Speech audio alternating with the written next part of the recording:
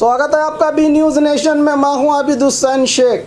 केंद्र की मोदी सरकार पर कांग्रेसियों का जबानी हमला। बीजापुर शहर के कांग्रेसी भवन में एमएलसी प्रकाश राठौड़ की ओर से प्रेस कॉन्फ्रेंसिंग करते हुए देश की आर्थिकता, अराजकता और बेरोजगारी पर केंद्र की मोदी सरकार पर निशाना साधते हुए मोदी सरकार गरीब जनता की सरकार नहीं, अंबानी अडानी की सरकार है जो सिर्फ कॉर्पोरेट कंपनीज को मदद करने के लिए बनी है। पूर्व पीएम डॉक्टर मनमोहन सिंह की सरकार के काम की तारीफ करके उस समय भारत को पूरी दुनिया में तेज़ रफ्तार से तरक्की करने वाले देशों की गिनती में 5वें नंबर पर जाना जाता था भारत को। लेकिन मोदी जी के आने के बाद पड़ोसी बांग्लादेश भी भारत से 40 गुना आगे निकल चुका है और महाभारत के अध्याय का उदाहरण पेश करके मोदी सरकार की नाकामी को बताते हुए अपनी बात रखी प्रकाश राठौड़ ने। इस मौके पर कांग्रेसी नेता अब्दुल हमीद मुशर्रफ, टपाल इंजीनियर, सिटी ब्लॉक कांग्रेस अध्यक्ष जमीर बख्शी, एसएम पाटिल गनियार, चांद साहब गड़गलो, आरती शाहपुर के अलावा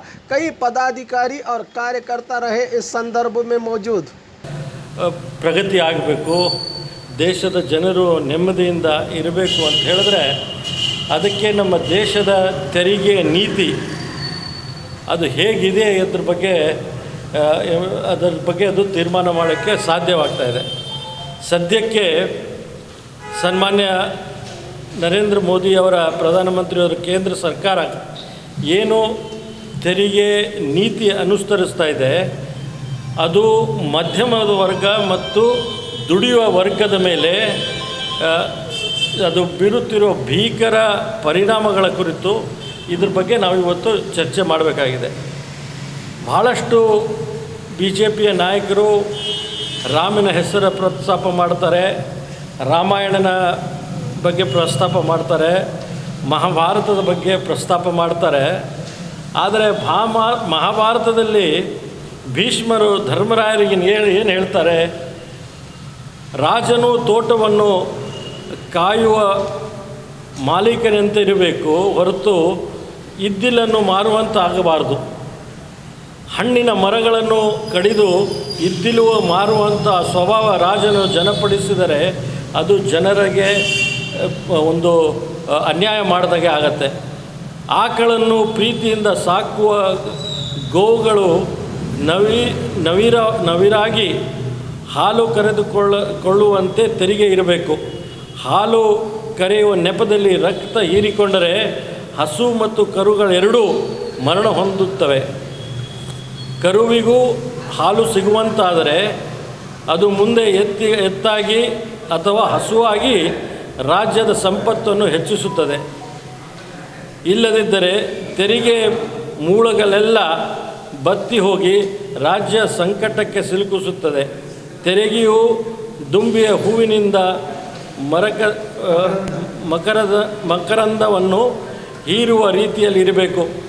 ಇದರಿಂದ ಹೂವು ಫಲ ಕಟ್ಟುತ್ತದೆ, ಜೇನು ಸಂತತಿಯನ್ನು ಹೆಚ್ಚಿಸಿಕೊಳ್ಳುತ್ತದೆ। ಇದು ಮಹಾಭಾರತದಲ್ಲೇ ಪ್ರಸ್ತಾಪ ಆಗಿರೋದು।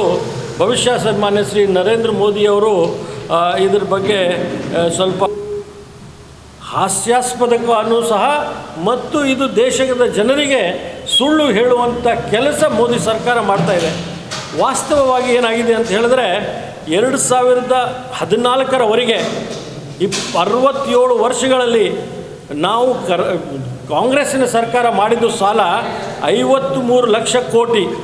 ಆದರೆ ಜೂನ್ 2014ರಿಂದ 2021ವರೆಗೆ 7 ವರ್ಷಗಳಲ್ಲಿ ಬಿ ಜೆ ಪಿಯ ಸರ್ಕಾರ, ನರೇಂದ್ರ ಮೋದಿಯವರ ಸರ್ಕಾರ 72.7 ಲಕ್ಷ ಇವತ್ತು ಸಾಲ ಮಾಡಿದೆ।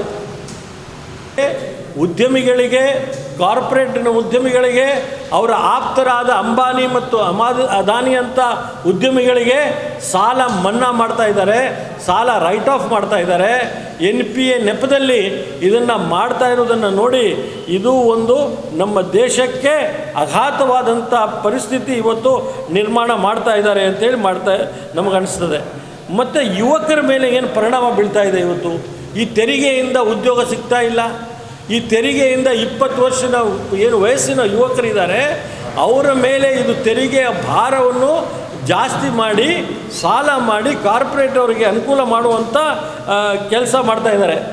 ಭಾಳ ದುರಾದೃಷ್ಟ ಏನು ಅಂದರೆ ಇವತ್ತು ಪೆಟ್ರೋಲು, ಡೀಸಲು, ಗ್ಯಾಸಿನ ಬೆಲೆಗಳು 2014ರಲ್ಲಿ ಪೆಟ್ರೋಲಿನ ದರ 50-55 ರೂಪಾಯಿ ಇದ್ದರೆ ಇವತ್ತು ಪೆಟ್ರೋಲಿನ ದರ 100 ರೂಪಾಯಿಗೆ ಏರಿಸಿದ್ದಾರೆ. 104 ರೂಪಾಯಿ ಆಗಿದೆ ಇವತ್ತು. ಅದರಲ್ಲಿ ಕಾಂಗ್ರೆಸ್ ಸರ್ಕಾರ ಇದ್ದಾಗ ಎಕ್ಸೈಸ್ ಡ್ಯೂಟಿ ಏನು ಪೆಟ್ರೋಲಿನ ಬೆಲೆ ಮೇಲೆ ನಾವು ಹಾಕ್ತಾಯಿದ್ವು ಕೇವಲ 3.45% ಇತ್ತು. ಇವತ್ತು ನಾನು ಯಾವಾಗಲೇ ಹೇಳ್ದಂಗೆ ಟ್ಯಾಕ್ಸ್ ಟೆರರಿಸಮಲ್ಲಿ ಇನ್ನೊಂದು ಬಹುದೊಡ್ಡ ಭಾಗ ಏನು ಅಂದರೆ ಅದು ಪೆಟ್ರೋಲಿನ ಎಕ್ಸೈಸಿನ ದರ. ಇವತ್ತು 34% ಎಕ್ಸೈಸಿನ ದರ ನಾವು ಕೊಡ್ತಾಯಿದ್ದೀವಿ. ಅಂತಾರಾಷ್ಟ್ರ ಮಟ್ಟದಲ್ಲಿ ಏನು ತೈಲನ ಕ್ರೂಡ್ ಆಯಿಲಿನ ಬೆಲೆ ಕುಸಿದಿದೆ. ಇವತ್ತು ಕಾಂಗ್ರೆಸ್ ಸರ್ಕಾರ ಇದ್ದಾಗ 140 ರೂಪಾಯಿ ಒಂದು ಬ್ಯಾರಲ್ಗಿದ್ರೆ ಇವತ್ತು $65 ಒಂದು ಬ್ಯಾರಲ್ ಇದೆ. ಆವಾಗ 55 ರೂಪಾಯಿ ಪೆಟ್ರೋಲ್ ಇದ್ದರೆ ಇವತ್ತು 104 ರೂಪಾಯಿ ಪೆಟ್ರೋಲಿನ ದರ ಆಗಿದೆ. ಕೇವಲ ಪೆಟ್ರೋಲಿನ ಎಕ್ಸೈಸ್ನಲ್ಲಿನೇ 11 ಲಕ್ಷ ಕೋಟಿ ಈ ಒಂದು ವರ್ಷದಲ್ಲಿ ಕೇಂದ್ರ ಸರ್ಕಾರ ಸಂಗ್ರಹಣೆ ಮಾಡಿದ್ದಾರೆ. ಈ ಹಣ ಎಲ್ಲಿ ಹೋಯಿತು? ಇವತ್ತು ಪೆಟ್ರೋಲಿನ ದರ, ಡೀಸಲಿನ ದರ ಮತ್ತು ಗ್ಯಾಸಿನ ದರ ಇದನ್ನು ಇಷ್ಟು ದೊಡ್ಡ ಪ್ರಮಾಣದಲ್ಲಿ ತೆರಿಗೆ ಹಾಕಿ ಜನರಿಗೆ ಅನಾನುಕೂಲ ಮಾಡಿ ಇದರಿಂದ ಪರಿಣಾಮ ಎಲ್ಲ ದರಗಳು ಜಾಸ್ತಿ ಆಗ್ತಾಯಿದೆ. ಇವತ್ತು ತಾವು ನೋಡ್ತಿದ್ರಿ ಬೇಳೆಯ ದರ ದುಬಾರಿಯಾಗಿದೆ, ಎಣ್ಣೆ $180 ರೂಪಾಯಿ ಆಗಿದೆ. ಈ ಥರ ಎಲ್ಲ ಪದಾರ್ಥಗಳು ಜಾಸ್ತಿ ಆಗ್ತಾನೆ ಹೋಗ್ತಾ ಇದೆ ವಿನಃ ಇದು ಜನಸಾಮಾನ್ಯರಿಗೆ ಒಂಥರ ಕೊಲ್ಲುವಂಥ ಪರಿಸ್ಥಿತಿ ಇವತ್ತು ನಿರ್ಮಾಣ ಈ ದೇಶದ ಪ್ರಧಾನಮಂತ್ರಿ ಮತ್ತು NDA ಸರ್ಕಾರ ಮಾಡ್ತಾ ಇದೆ. ಇದು ಖಂಡನೀಯ. ಎಲ್ಲಿ ಹೋದರೂ ನಮ್ಮ ಸ್ಮೃತಿ ಇರಾನಿಯವರು ಟಮಟೆ ಹೊಡ್ತಾಯಿದ್ರು, ಅವಾಗ ಗ್ಯಾಸಿನ ಇದು ತೊಗೊಂಡು ಹೋಗ್ತಾಯಿದ್ರು. ಮನಮೋಹನ್ ಸಿಂಗಿಗೆ ಬಳೆ ಕೊಡ್ತೀವಿ ಅಂತ ಹೇಳಿದರು. ಇವತ್ತು ನರೇಂದ್ರ ಮೋದಿಯವರಿಗೆ ಒಂದು ಸೀರೆ ಮತ್ತು ಒಂದು ಬಳೆ ಎರಡೂ ಕೊಡಬೇಕು ಇವತ್ತು. ಆ ಥರ ಒಂದು ಪರಿಸ್ಥಿತಿ ಇವತ್ತು ನಿರ್ಮಾಣ ಆಗಿದ್ದಾರೆ. ಎಲ್ಲಿ ಹೋದರೂ ಜಗದೀಶ್ ಶೆಟ್ಟರ್ ಅವರು, ಎಲ್ಲಿ ಹೋದರೂ ಅಮಿತಾಬ್ ಬಚ್ಚನ್ ಅವರು ಭಾಳಷ್ಟು ಅವರು ತಮ್ಮ ಕಾರನ್ನು ಸುಡಬೇಕು ಅಂಥೇಳಿ ಟ್ವೀಟ್ ಮಾಡಿದರು 2013ರಲ್ಲಿ 2018ರಲ್ಲಿ. ಎಲ್ಲಿ ಹೋದರು ಅಕ್ಷಯ್ ಕುಮಾರ್ ಅವರು, ಕೆನಡಾಯಿನ ಪ್ರಜೆ ಅಕ್ಷಯ್ ಕುಮಾರ್ ಎಲ್ಲೋದ್ರು, ಎಲ್ಲಿ ಹೋದರು ಸ್ಮೃತಿ ಇರಾನಿ, ಎಲ್ಲಿ ಹೋದರು ಅನುಪಮ್ ಖೇರ್, ಅವರೆಲ್ಲರೂ BJP ಹತ್ರ ಹಣ ಪಡೆದು ಆವಾಗ ಟ್ವೀಟ್ ಮಾಡಿದ್ದಾರೆ. ಅವರಿಗೆ ಮಾನವೀಯತೆ ಇಲ್ಲ. ಅವರಿಗೆ ಅಮಿತಾಬ್ ಬಚ್ಚನ್ ಇಂಥ ದೊಡ್ಡ ನಟ, ನಾವೆಲ್ಲ ಅವ್ರ ಪಿಕ್ಚರ್ಗಳು ನೋಡ್ತಾ ಇದ್ದೀವಿ. BJP ಸರ್ಕಾರ ಇದ್ದಾಗ ನರೇಂದ್ರ ಮೋದಿಯವ್ರ ಹತ್ರ ದುಡ್ಡು ತೊಗೊಂಡು ತಾವು ಅಡ್ವರ್ಟೈಸ್ಮೆಂಟು ಟ್ವೀಟ್ ಮಾಡಿದ್ದೀರಾ. ಇವತ್ತೇನು ಸ್ವಾಮಿ ಅಮಿತಾಬ್ ಬಚ್ಚನ್ ಅವರೇ ಬಾಯಿ ಮುಚ್ಕೊಂಡಿದ್ದೀರಾ? ನೀವು ಏನು ಮಾಡ್ತಾಯಿದ್ದೀರಿ? ಇವತ್ತು ಅನುಪಮ್ ಖೇರ್ ಏನು ಮಾಡ್ತಾಯಿದ್ದೀರಾ? BJPಯ ನಾಯಕರುಗಳೇನು ಮಾಡ್ತಾ ಇದ್ದಾರೆ? ಜನರು ಕೋವಿಡಿನ ಸಮಯದಲ್ಲಿ ಪ್ರತಿಭಟನೆ ಮಾಡೋಕ್ಕಾಗ್ತಾ ಇಲ್ಲ. ಕಾಂಗ್ರೆಸ್ ಪಕ್ಷದವರು ಪ್ರತಿಭಟನೆ ಮಾಡಿದ್ರೆ ಅವ್ರ ಮೇಲೆ ಕೇಸ್ಗಳನ್ನು ಹಾಕ್ತಾ ಇದ್ದೀರಿ. ಈ ದೇಶದಲ್ಲಿ ಅರಾಜಕತೆಯ ಪರಿಸ್ಥಿತಿ ನಿರ್ಮಾಣ ಮಾಡಿದರೆ ಅದು BJPಯ ಸರ್ಕಾರ. ಎಲ್ಲಿದ್ದಾರೆ ಅಣ್ಣಾ ಹಜಾರೆ? ಎಲ್ಲಿದ್ದಾರೆ ಬಾಬಾ ರಾಮದೇವ್? ಅದೇ ಆಜ್ ತಕ್ಕಲ್ಲಿ ಹೇಳಿದರು ಅವರು 35 ರೂಪಾಯಿಗೆ ಪೆಟ್ರೋಲ್ ಬರ್ತಾ ಇದೆ. ಎಲ್ಲಿ ಹೋದರೂ ಸುಳೆ ಬೆಲೆ. ಎಲ್ಲಿ ಅಡಗಿದ್ದಾರೆ ಇವರೆಲ್ಲ? ಇವತ್ತು ದೇಶದ ಜನ ಕೇಳ್ತಾ ಇದ್ದಾರೆ.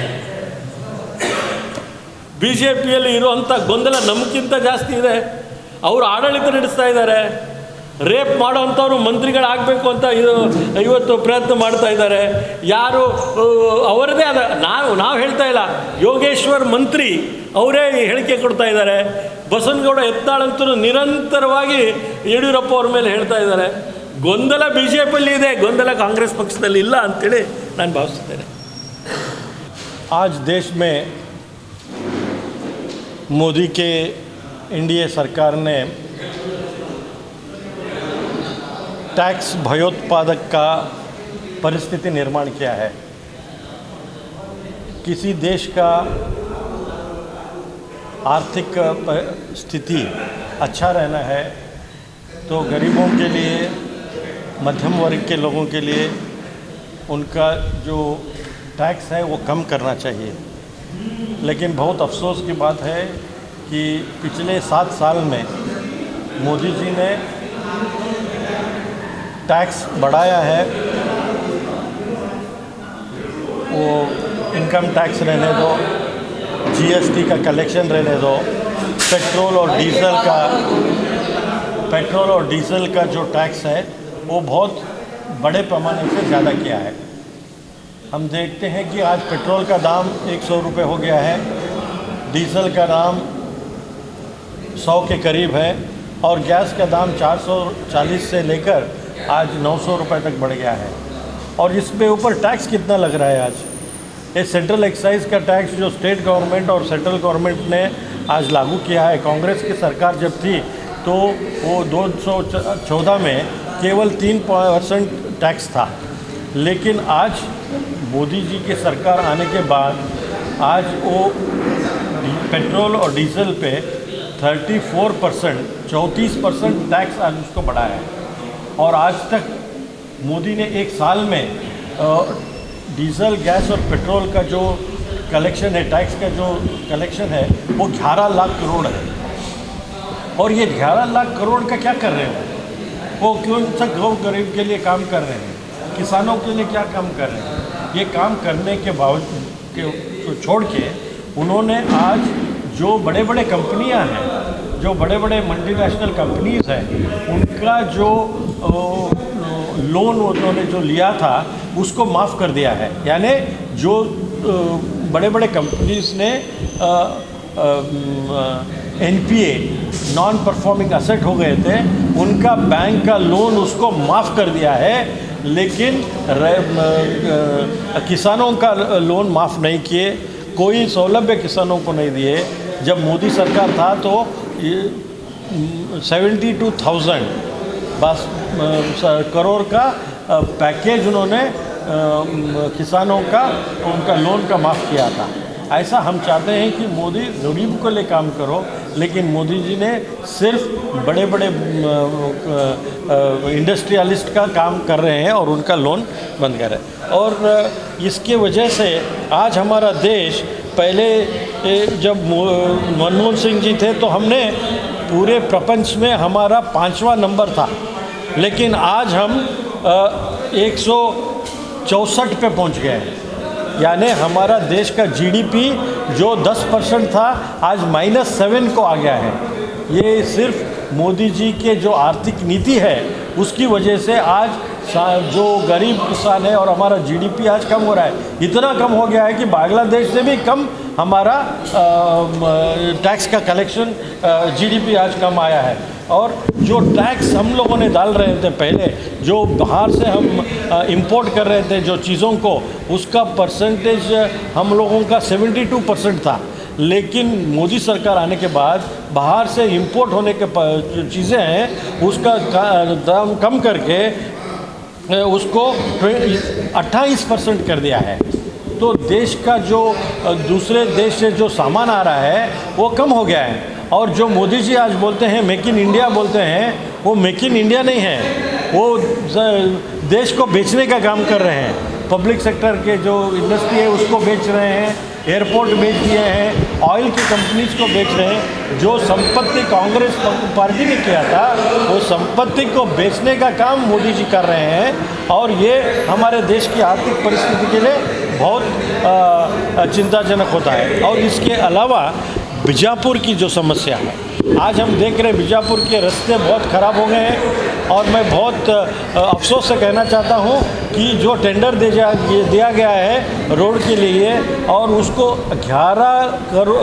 19 करोड़ 1 किलोमीटर के लिए दिया गया है, और इसमें करप्शन का, भ्रष्टाचार का बदबू आ रही है।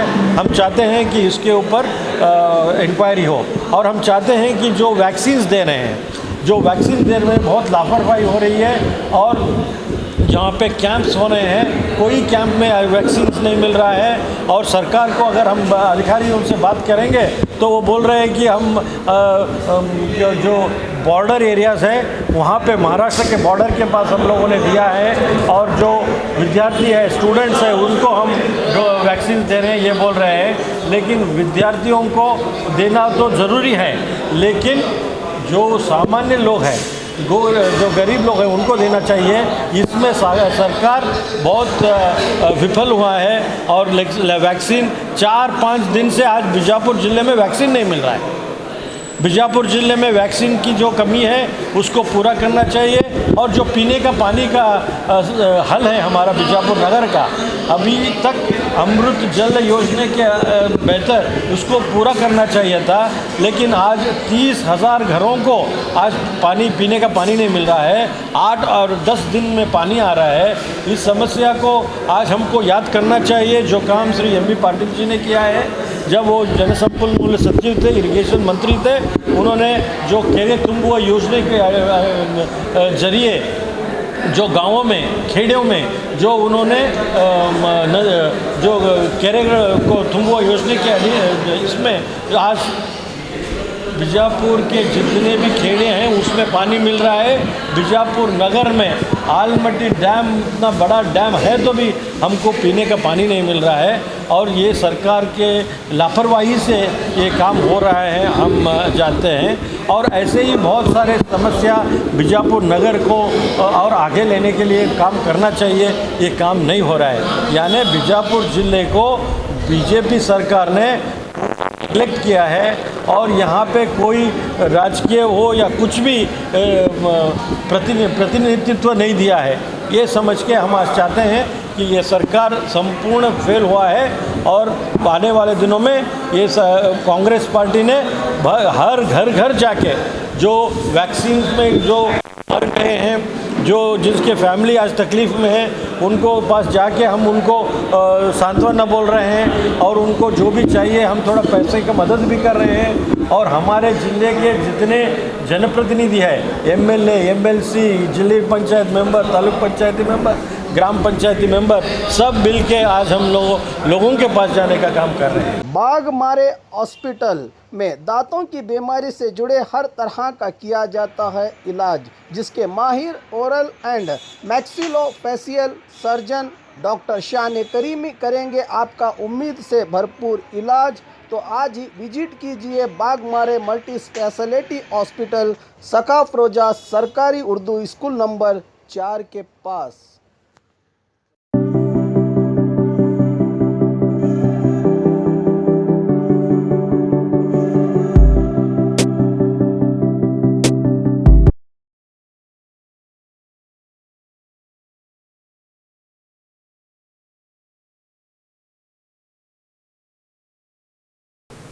और खबरों के लिए देखते रहिए बी न्यूज़ नेशन।